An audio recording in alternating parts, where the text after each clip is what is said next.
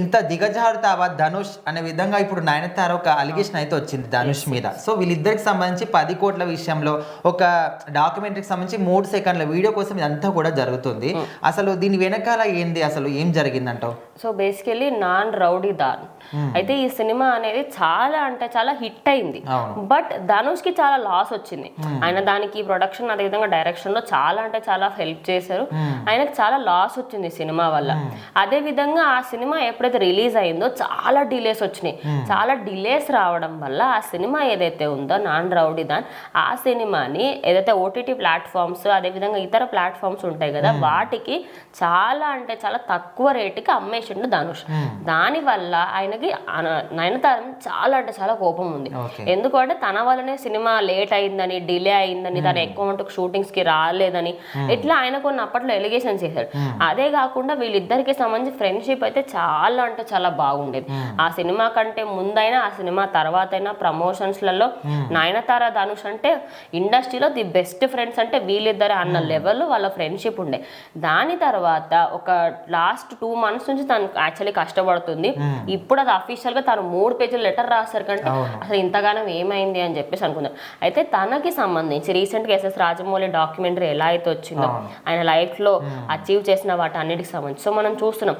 నరసింహకి సంబంధించి ఆయన first student number 1 movie ఎట్లయితే పెట్టారో అదే విధంగా మగధీర మూవీ అట్లా ఒక వీడియోకి సంబంధించి నువ్వు ఏదైనా తీసుకుంటున్నావు అంటే ఆ వ్యక్తికి సంబంధించి ఇప్పుడు నీ ఛానల్లో ఒక వీడియో ఉంది, నాకు అది అవసరం ఉంది, నేను నీ దగ్గరకు వచ్చి పర్మిషన్ అడుగుతా, నాకు ఇవ్వండి నేను అది వాడుకుంటాను అని చెప్పేసి నువ్వు ఇస్తేనే నేను అది యూజ్ చేయాలి, లేకపోతే నువ్వు నా పైన కాపీరైట్ చేయొచ్చు. సో అందుకోసం అని చెప్పేసి తన సినిమా ఈయన డైరెక్టర్ అదేవిధంగా ప్రొడ్యూసర్ కాబట్టి అందుకోసం అని చెప్పేసి ఈ సినిమా ఏదైతే ఉందో నాన్ రౌడీ దాన్ అయితే ఆ సినిమాలో ఒక 3 seconds క్లిప్ మొత్తం సినిమా మొత్తం ఏమీ అడగట్లేదు. ఒక విధంగా తన సినిమాలో ఉన్న క్లిప్స్ తను యాక్ట్ చేసిన మూవీలోని క్లిప్స్ అడుగుతున్నప్పటికీ కూడా ధనుష్ ఇవ్వకపోగా 10 కోట్లు ఇవ్వు నేను నీకు 3 సెకండ్ల క్లిప్ ఇస్తాను. అది కూడా 2 సంవత్సరాల నుంచి అడుగుతుందంట కదా పర్మిషన్ కోసం. మనకి లాస్ట్ 2 months నుంచి తను చాలా ఎఫర్ట్స్ పెడుతుంది. తను ఇంకెన్ని సంవత్సరాల నుంచి అడుగుతుంది ఏంటనేది అఫీషియల్ గా అయితే 2 years అని అందులో రాసింది. కానీ తన డాక్యుమెంటరీ చేయాలనుకొని కూడా ఒక 3 years వరకు ముందు నుంచే తెలుసు. కానీ తను ఎంత ట్రై చేస్తున్నప్పటికి కూడా ఒక 3 సెకండ్లు సరే ఆయన ఒరిజినల్ కాపీ ఇవ్వట్లా, తన ఫోన్ లో తీసిన ఫోటోలు ఇస్తున్నాడు. యూ కాంట్ అష్యూర్ అంటే ఏమో ఫ్యూచర్ లో మళ్ళీ పెట్టిన తర్వాత ఇది నేను నా ఫోన్లోకి వెళ్ళి మీరు కావాలని తీసుకున్నారు అని కూడా చెప్పొచ్చు. ఒక చిన్న 3 seconds సీన్ కోసం ఒక చిన్న 3 seconds ఫోటోల కోసం వీడియోల కోసం ఇంత చేయాల్సిన అవసరం ధనుష్కి లేదు. అందుకే పైసల దగ్గర ఎందుకు ఇంత చీప్ గా బిహేవ్ చేస్తున్నావు, నువ్వు అంత దీన స్థితిలో ఉన్నవా అని నెటిజన్స్ ఫీల్ అవుతున్నారు. అదే కాకుండా ఈ సినిమా తర్వాత తను మంచి ఇప్పుడైతే టాలీవుడ్ లో బాలీవుడ్ లో కానీ ఎక్కడ చూసుకున్నా హీరోయిన్స్ లో టాప్ మోస్ట్ హీరోయిన్ అంటే నయనతార. మరి అంత ఫేమ్ ఉన్నాడకి సంబంధించి ఒక డాక్యుమెంటరీలో 3 సెకండ్ల దానికోసం ధనుష్ కి ఫ్యామిలీ రజనీకాంత్ ఆయన సపోర్ట్ ఉంది, వాళ్ళ ఫాదర్ సపోర్ట్ ఉంది, వాళ్ళ సిస్టర్స్ కి సంబంధించి ప్రతి ఒక్క ఆయన ఇండస్ట్రీలో గోల్డెన్ స్పూన్ అని చెప్పొచ్చు. కానీ నయనతార అలా కాదు, చాలా గ్రౌండ్ నుంచి ఒక మిడిల్ క్లాస్ వ్యక్తిగా వచ్చి ఇంత స్టేజ్ వచ్చిందంటే ఖచ్చితంగా ఆమెకి హ్యాట్స్ ఆఫ్ చెప్పాలి. అలాంటి వ్యక్తిని ఒక చిన్న సీన్ కోసం ఇంతగానం రచ్చ చేయడం వల్ల ఫ్యాన్స్ ఇప్పుడైతే కొంచెం కోపంగానే ఉన్నారు. ఇదైతే ఇంకా ఏం ఎండ్ కాలేదు. మేబీ తను ఈ సినిమాకి సంబంధించి జస్ట్ నాన్ రౌడీ దానిలో నేను చేశాను అని ఒక చిన్న మాట చెప్తుందేమో, అంతే తప్పించి ఇంకా సినిమాకి సంబంధించి పెట్టకపోవచ్చు, నీతో పెట్టుకునే అవసరం కూడా నాకు లేదు అని కూడా లెటర్లో రాసింది. అయితే ఇదంతా కూడా మనం మాట్లాడుకోవడం వల్ల ఈ మాటలు పెరుగుతాయి. కానీ సో ఇదంతా ఇట్లా కాకుండా నేను కోర్టు ద్వారానే తెలుసుకుంటా అని ఆమె చెప్తుంది. అదే కాకుండా ఎప్పుడైతే ఆమె సినిమా చేస్తుందో సో దానికి సంబంధించి ఫోన్లో కూడా తీసుకోకుండా ఇట్లా అడ్డుకోవడం అనేది అస్సలు కరెక్ట్ కాదు. అండ్ అదే కాకుండా నయనతార విషయానికి వస్తే సో ఆమె ప్రతి ఒక్క సినిమాలో కూడా ఒక డిఫరెంట్ క్యారెక్టర్ని ఎంచుకుంటుంది.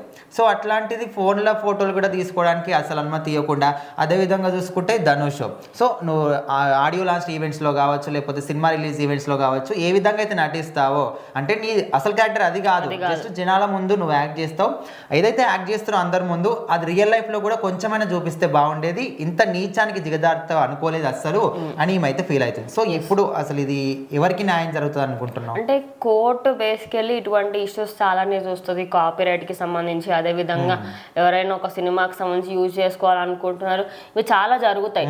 బట్ ఇప్పుడు ప్రాబ్లం ఏంటి అంటే నయనతార కంటే ధనుష్కి ఎక్కువ ఇన్ఫ్లుయెన్స్ ఉంది.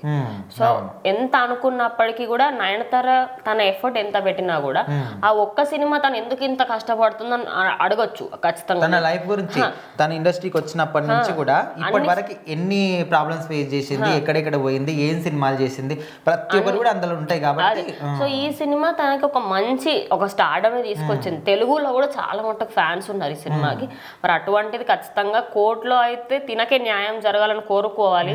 కానీ తెలియదు ఇంకా at the end moment Dhanush ఏమైనా చెయ్యొచ్చు. అండ్ అదేవిధంగా ఇన్ఫ్లుయెన్స్ వాడి కూడా అక్కడ ఏదైనా మార్పులు చేర్పులు చేయొచ్చు, లేకపోతే నేను అసలు ఆ మాటనే అనలేదు అని కూడా చెప్పొచ్చు. తానే కావాలని లిటికేషన్ వేస్తుంది, అట్లా ఏమైనా జరగచ్చు. సో ఆబ్వియస్లీ ఇదైతే కొంచెం దూరం వరకే వెళ్తుంది అనుకోవచ్చు.